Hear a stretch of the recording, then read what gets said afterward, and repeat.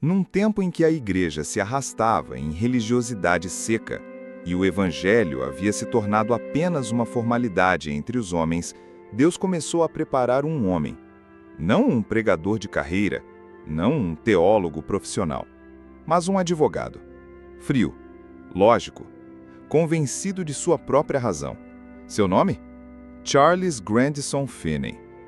Finney jamais imaginava que sua vida seria usada para incendiar nações.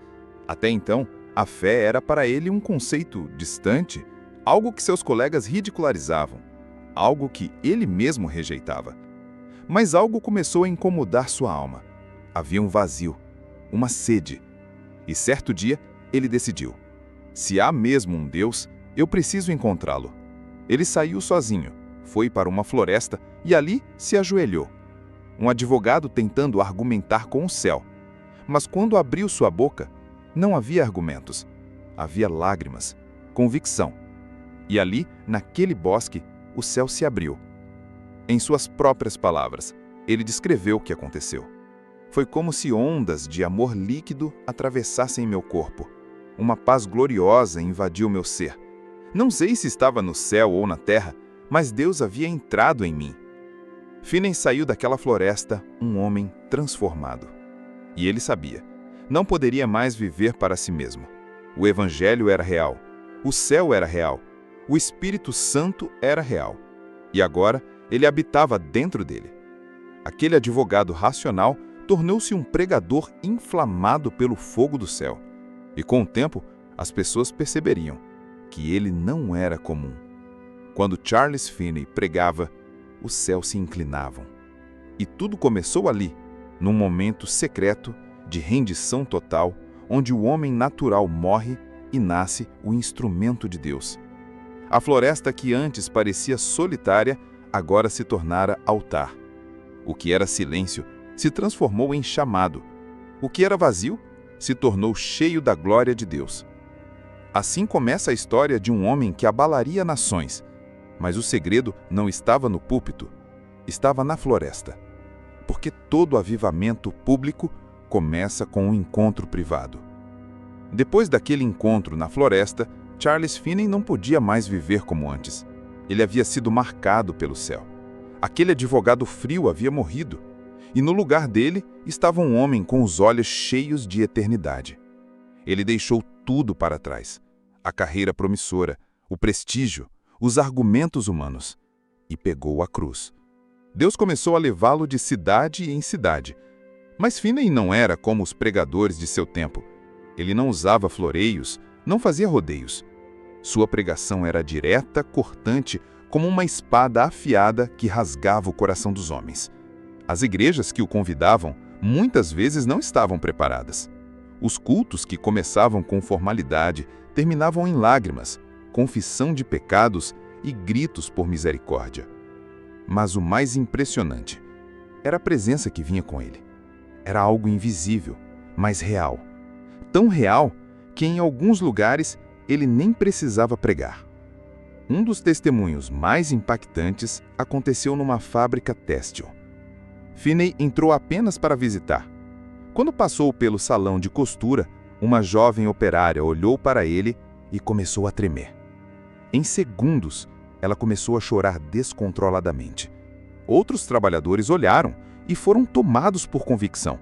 Sem uma palavra, sem um hino, sem um sermão, a presença de Deus desceu como um manto invisível. A fábrica parou.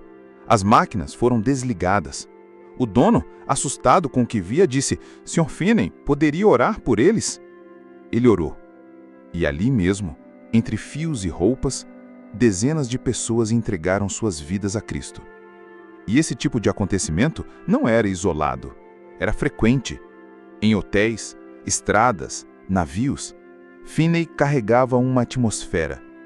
O Espírito Santo andava com ele. Havia um peso santo, um temor. Disse que quando Charles Finney se aproximava de uma cidade, o clima parecia literalmente mudar. Não de forma natural, mas espiritual. Havia uma atmosfera de expectativa, como se o próprio céu estivesse se preparando para descer. Pessoas sentiam uma tensão no ar, uma convicção inexplicável que precedia sua chegada. Certa vez, quando viajava de trem para uma cruzada, Finney foi descoberto pelos passageiros. A unção que ele carregava era tão pesada, tão carregada da glória de Deus, que quando ele colocava a mão em alguém, aquela pessoa caía em profunda convicção e oração. A manifestação foi tão intensa que o motorista do trem teve que parar em uma cidade vizinha mais próxima, e essa parada durou por cerca de 13 horas. E isso foi para que todos pudessem se recuperar e orar. As cidades onde ele pregava mudavam. Bares eram fechados, prostitutas abandonavam os vícios, empresários marcavam reuniões de oração em vez de jantares. Crianças ouviam falar de Deus nos becos. Um jornalista escreveu: "Não é apenas que Finney prega com poder, é que ele carrega uma presença que muda tudo ao seu redor." Charles Finney não era um animador de multidões. Era um homem que conhecia o altar e por isso carregava fogo nos olhos e glória nos lábios. Porque a unção não vem para entreter, ela vem para convencer, transformar e incendiar. Quanto mais Charles Finney pregava, mais os efeitos da sua mensagem se tornavam conhecidos. Mas por trás das multidões impactadas, havia um homem que se rendia, dia após dia, no lugar secreto. Finney entendia algo que muitos esquecem. Ninguém pode carregar glória pública sem vida oculta com Deus. A unção que fazia cidades tremerem era regada por oração, jejum e lágrimas longe dos olhos humanos. Ele dizia: "A prece perseverante traz o coração para um estado onde Deus pode agir. Sem ela, tudo é vão." Finney orava por horas, chorava pela salvação dos pecadores com gemidos profundos. Não orava apenas por inspiração, orava por responsabilidade. Sabia que os céus só se movem onde há um altar erguido. Em muitos relatos, ele parava tudo antes de pregar e ia orar. E às vezes, ele saía do quarto com o rosto iluminado, os olhos úmidos e a atmosfera carregada de glória. Uma testemunha escreveu: "Quando ele entrava no púlpito, não era só ele quem entrava. Era como se Deus tivesse vindo com ele. Havia peso, havia fogo, havia eternidade naquele lugar." Ele mesmo descreveu um momento assim. Certa vez, enquanto orava pela salvação de uma cidade, fui tomado por uma profunda angústia. Era como se o Espírito de Deus estivesse chorando dentro de mim. Eu não conseguia parar. Aquela noite, Deus me deu convicção de que muitos seriam salvos. E eles foram. Esse era o segredo de Finney. Ele não confiava em si, mas na presença de Deus. Suas palavras não carregavam apenas razão, carregavam autoridade espiritual. Não havia performances, não havia palco. Havia temor, havia quebrantamento. E é por isso que seus sermões, mesmo sem microfone, podiam ser ouvidos com clareza. E mais que isso, eram sentidos. Pessoas caíam em pranto só de ouvirem sua voz, não porque ele gritava, mas porque havia fogo naquilo que dizia. Havia unção. Finney disse certa vez: "Quando o Espírito está presente, os ouvintes não conseguem resistir. O coração é despedaçado, o orgulho é esmagado e o pecador não consegue mais se esconder." Esse era o ministério de Charles Finney, um altar ambulante, um homem que entrava no secreto e saía, carregando o céu nos ombros. Charles Finney não pregava para ter audiência, fama ou para satisfazer multidões. Ele pregava para transformar vidas. E as transformações eram profundas. Cidades inteiras paravam para ouvir o seu chamado ao arrependimento. Em cada lugar onde a unção pousava, o impacto não era passageiro. Bares e prostitutos fechavam as portas, vícios eram abandonados, corrupção e violência davam lugar a orações e avivamento. Uma testemunha daquela época relatou: "Depois que Finney pregava em uma cidade, os líderes não precisavam mais de guardas para manter a ordem. O crime simplesmente diminuía. As pessoas passavam a se preocupar umas com as outras e a igreja começava a florescer. Esse mover não foi um fogo de palha. mas uma chama que permaneceu acesa por décadas. Igrejas que antes estavam vazias tornaram-se fervorosas casas de oração. Famílias foram restauradas. Jovens abandonaram a vida de pecado para viver uma nova vida no Espírito. Finney afirmava: o verdadeiro avivamento não é espetáculo, é santidade. É um povo disposto a viver segundo a vontade de Deus, mesmo que ninguém esteja olhando.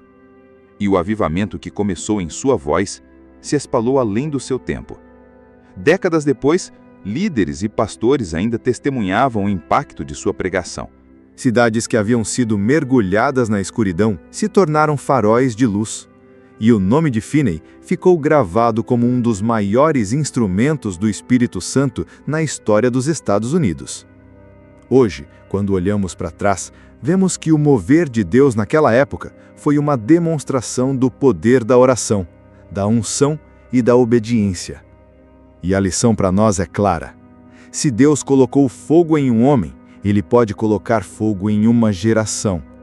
Se o céu desceu naquela época, o céu pode descer agora. Nenhum grande mover de Deus aconteceu sem resistência. Charles Finney não foi exceção.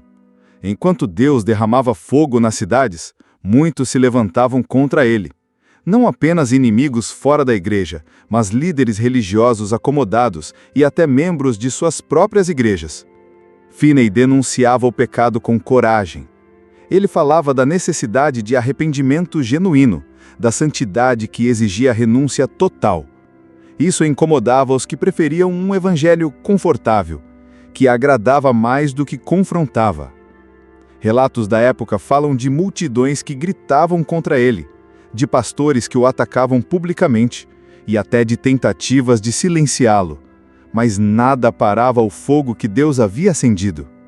Em uma cidade, um grupo de líderes religiosos chegou a pedir que as reuniões de Finney fossem proibidas. Eles o acusavam de causar desordem e distúrbios. Mas Finney respondia: o avivamento não é para os confortáveis, mas para os quebrantados.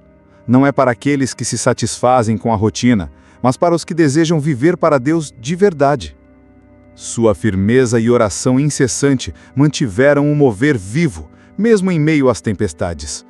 E o Espírito Santo continuava a manifestar seu poder. Pessoas continuavam a se intrigar, multidões continuavam a se dobrar em oração e arrependimento. Esse é o preço do fogo. Todo avivamento verdadeiro enfrenta oposição. Todo despertamento que vale a pena traz conflito. Mas assim como o ouro é purificado pelo fogo, o avivamento é refinado pelas provações. Charles Finney seguiu firme, sabendo que Deus estava do seu lado e que o que começava no segredo do altar nunca poderia ser calado pelas vozes contrárias. Charles Finney não era apenas um pregador cheio do Espírito. Ele era um estrategista do reino. Ele entendeu que para o avivamento acontecer, era preciso ir além do sermão e fazer as pessoas tomarem uma decisão.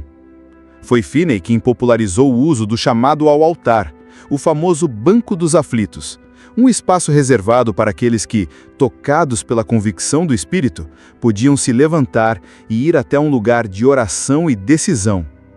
Ele percebeu que pregação sem ação não produz avivamento.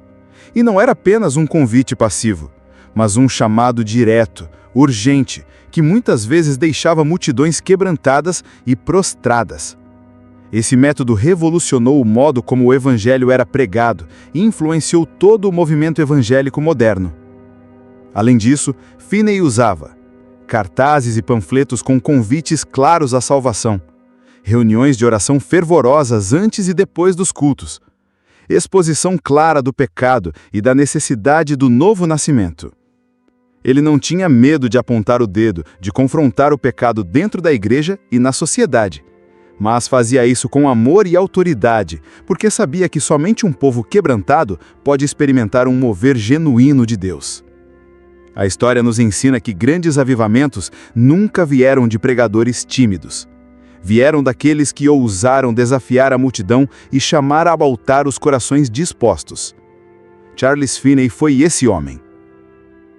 Não basta ouvir a pregação, é preciso responder ao chamado do Espírito. Charles Finney não foi apenas um homem de um tempo. Ele foi um profeta para todas as gerações.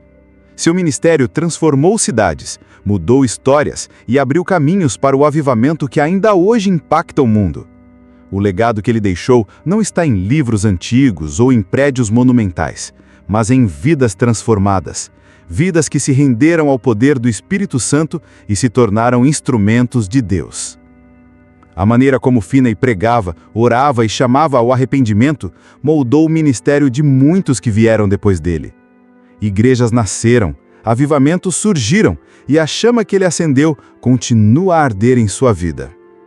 Ele nos ensinou que o avivamento não é um evento passageiro, mas um estilo de vida, um compromisso diário com Deus, uma busca incansável pelo Espírito Santo e uma disposição para mudar a si mesmo e a sua geração. Hoje, quando olhamos para os sinais dos tempos, percebemos que o chamado permanece. Levantem-se vocês que têm sede, busquem a Deus com tudo que têm, que o fogo de Finney possa incendiar o seu coração. E assim, a história do homem que entrou na floresta, recebeu a glória de Deus e incendiou uma nação, continua viva em cada voz que clama por avivamento.